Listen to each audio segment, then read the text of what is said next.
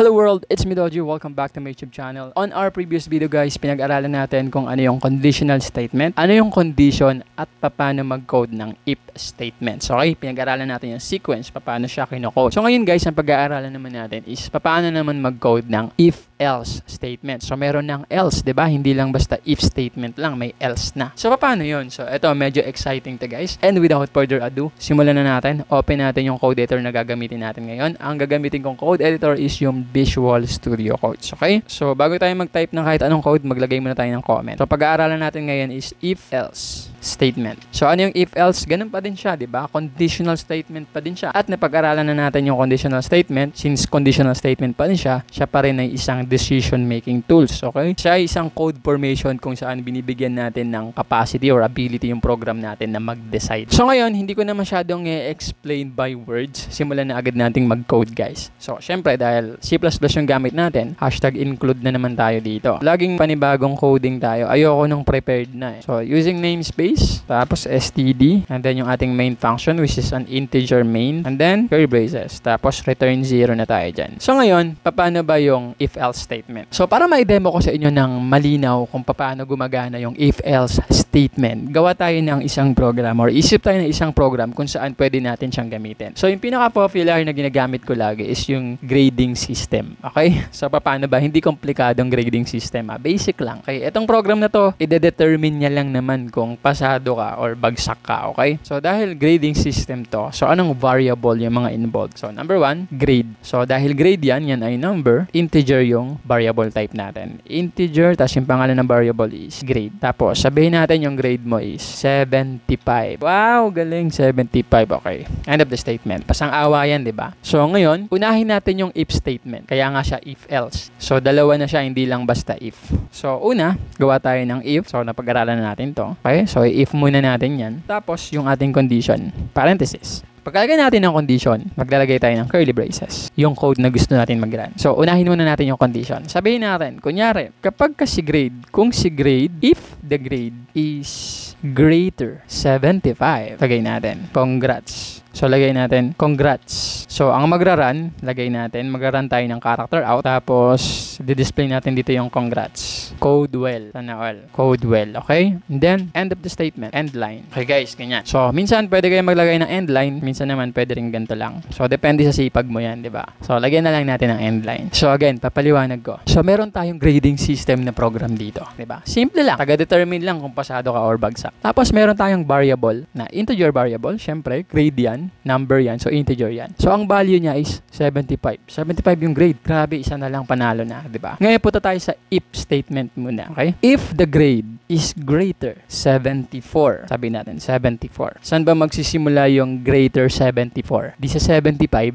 di ba? Kapag ka ang grade is 75 pataas, kumbaga sa Tagalog, yun yung sabi nitong condition. If the grade is 74 pataas, ito yung magra-run. Pag true yan, ang magra-run is ito. Character out, congrats. Code well. Diba? Dagdagan natin. Galing mangopya. So, pag nirun natin to, since ang grade na nilagay natin is 75, magpiprint ngayon yung congrats. Kasi yung grade natin na 75 is greater 74. So, yung condition is true. So, pag nirun natin yan, makakuha tayo ng output na congrats, galing mangopya. Ayun, nakita ninyo guys. Diba? Kinongratulate ka pa din. Diba? Galing mo raw mangopya. Pero kapag yung grade natin is naging... So guys, yung sequence ng topic nga pala natin ngayon is based doon sa PDF na ginawa ko. So, meron akong PDF na ginawa na I really think magiging useful sa inyo kapag nag-aaral kayo. So, sa PDF na to guys, nakalagay yung summary ng explanation ko. Also, naglagay din ako ng mga code snippet, yung mga code na ginamit ko dito sa pagbablog, na I really think maganda na meron ka nito habang nag-aaral ka ng programming, dahil kung sa video ka lang manonood, medyo nakakapagod mag-backward and forward. So, mas maganda meron kang kopyahan. If you want, pwede mo siyang i-download na dyan yung link sa description sa baba. Okay? Pero kapag yung grade natin is naging 85, okay?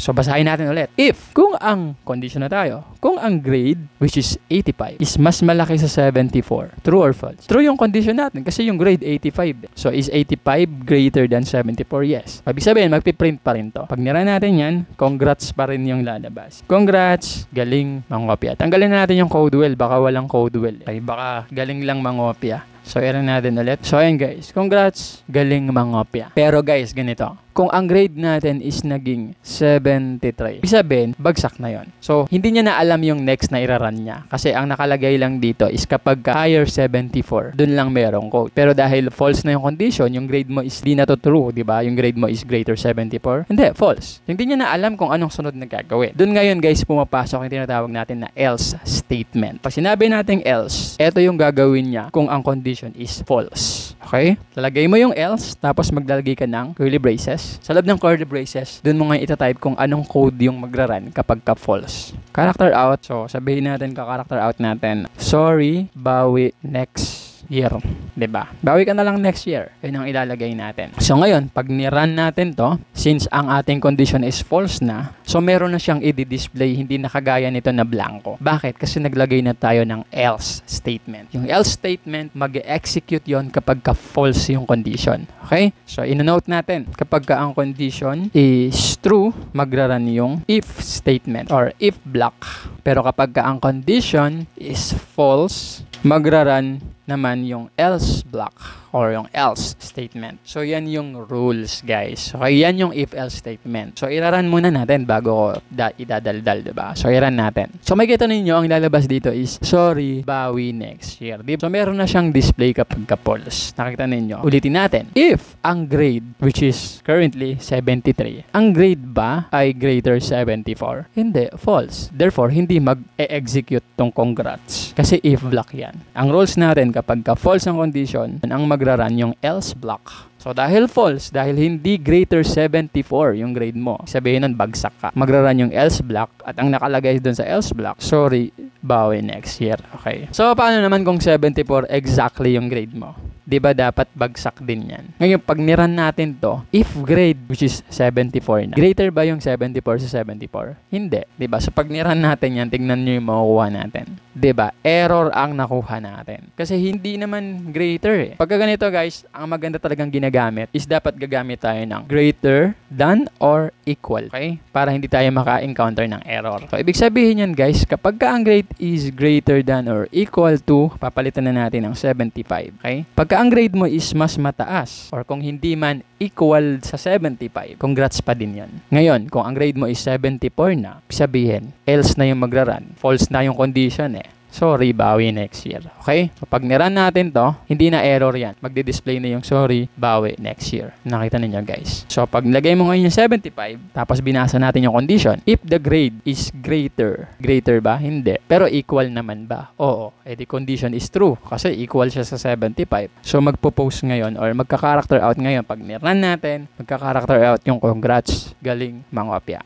Okay? So, yun yung ginagawa ng if-else statement. Diba? Kung dun sa if, pagka nag-false yung condition, wala na siyang dinidisplay. So, nagra-run lang siya ng code kapag ka true. Kasi if block lang. Kapag ka may else ka na guys, ibig sabihin, pag nag-false, parang meron ka ng alternate code na gusto mong i-run kapag ka ang condition is false. So, whether the code is true or false, meron ka ng code na nakalaan. Okay? Ganun yung if-else. And guys, meron nga pala akong ginawang PDF guys kung saan ko nilagay yung summary ng explanation ko dito. Also, yung mga codes na ginamit ko na pwede kong i-share sa inyo. So, I really think na magiging useful to kung nag-aaral ka ng coding kasi kung video ka lang manonood, medyo mahirap kasi kailangan pang mag-backward and forward, diba? Kapag ka meron kang gustong hanapin. Pero kapag ka meron kang kopyahan, guys, magiging madali sa'yo yung lahat. So, kung gusto mo siya i-download, guys, nandyan yung link sa description sa baba ng PDF learning materials, okay? Pagka if lang kasi, guys, ibig sabihin, meron ka lang code na nakalaan kapag ka ang condition is true. Pero pag nag-false, wala na, nag-i-stop na agad yung program. Pero pag meron kang else, ibig sabihin, meron ka pang gustong code na mag-run just in case that the condition is mag-false. Nakuha ninyo.